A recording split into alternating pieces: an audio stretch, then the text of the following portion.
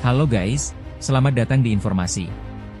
Kali ini kita akan membahas permasalahan imigran yang datang bertujuan untuk bekerja di Malaysia, di mana jumlahnya terbilang cukup banyak. Pada data 2023 menurut IOM.in, di mana jumlah imigran mencapai 9% dari total jumlah penduduk Malaysia. Dan kini, imigran terbanyak diduduki dari negeri Bangladesh. Hal ini pun membuat fenomena yang cukup menonjol di mana di kawasan Kuala Lumpur sekarang ini dipenuhi oleh wajah-wajah orang Bangladesh. Hal ini pun membuat warga Melayu di sana geram. Apa lagi yang ditunggu? Sudah tiba masanya Malaysia berhenti membawa masuk pekerja asing dari Indonesia dan mencari sumber dari negara lain. Ini sekaligus akan mengurangkan pelbagai masalah dan kerenah yang ditanggung kerajaan dan rakyat Malaysia dengan membenarkan pekerja Indonesia di negara ini. Sebagaimana Indonesia menggunakan haknya untuk menyenarai hitamkan beberapa rakyat Malaysia, Malaysia juga patut menggunakan haknya sebagai negara hos untuk tidak lagi membenarkan rakyat Indonesia masuk ke sini untuk bekerja. Malaysia telah sekian lama menjadi lubuk bagi pekerja Indonesia mencari rezeki, namun kebanyakan daripada mereka dilihat tidak amanah, mencuri dan pengotor. Kalau kita tengok sekarang ni, kita mempunyai sehingga 15 Februari baru-baru ni, tahun ini, kita mempunyai seramai 2,123,049 orang pekerja asing yang berdaftar di Malaysia. Ini yang berdaftar di mana kita tengok mereka ini majoritinya adalah di 5 sektor utama. Pekerjaan dan juga di beberapa sub-sub tertentu. Kalau mengikut pecahan, warga negara Bangladesh merupakan yang tertinggi sekali. Di mana mereka mewakili 700,000 lebih. Ini yang berdaftar? Yang berdaftar. Okay. 700,000 lebih. Diikuti oleh Indonesia 400,000 lebih. Okey. Nepal 300,000 lebih. Myanmar 100,000 lebih. India 100,000 lebih. Dan lain-lain lagi kita ada lebih kurang 180,000 lebih. Kesemua mereka ni adalah berdaftar dan mempunyai pas lawatan kerja yang sah. Okay. Kita sebenarnya di Jabatan Imigresen ni banyak menerima aduan. Okay. Aduan daripada pelbagai pihak, orang awam, syarikat-syarikat, dan individu yang terasa terancam dengan kehadiran warga asing ini. Aduan-aduan ini merujuk kepada wujudnya koloni-koloni ataupun penempatan warga asing yang ramai pada satu tempat. Ada sebahagian daripada mereka itu adalah mereka yang mempunyai pas lawatan kerja yang sah. Ada dalam figure lebih kurang 5% saja yang tak ada dokumen. Sama ada mereka itu tiada memiliki dokumen perjalanan yang sah ataupun mereka ini bekerja di sektor yang berbeza daripada yang dibenarkan oleh mereka. Pada hari Minggu mereka berkumpul shopping, ada yang berada di sekitar Bukit Bintang, ada yang berada di sekitar Kota Raya, di KLCC, dan semua tempat-tempat tu sebenarnya kita ada.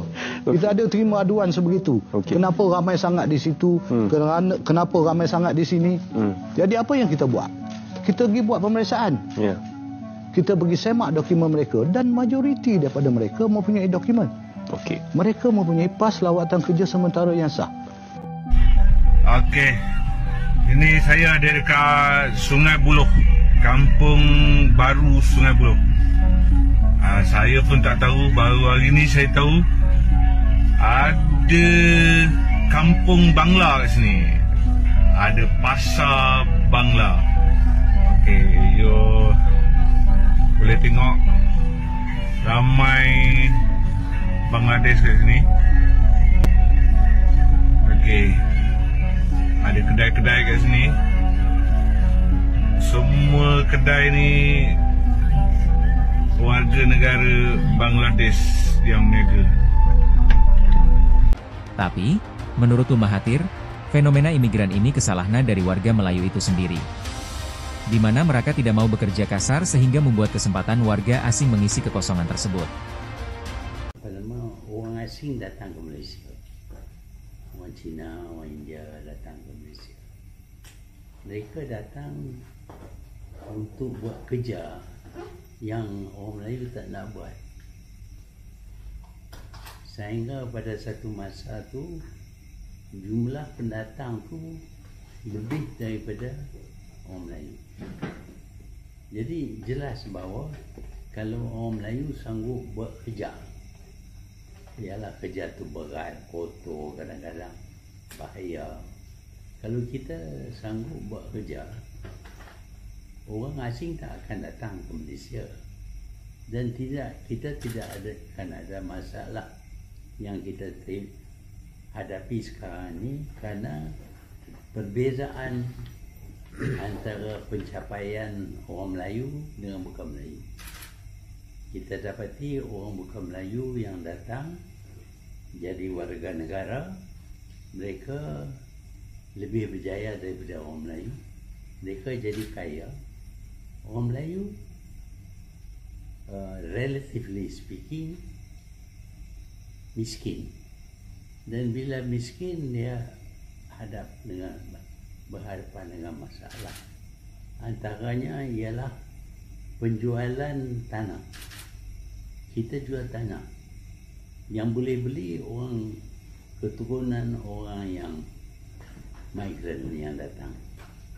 Jadi lama kelamaan tanah Malaysia ni akan dimiliki oleh orang keturunan orang asing, dan kita pula tak assimilate orang ni.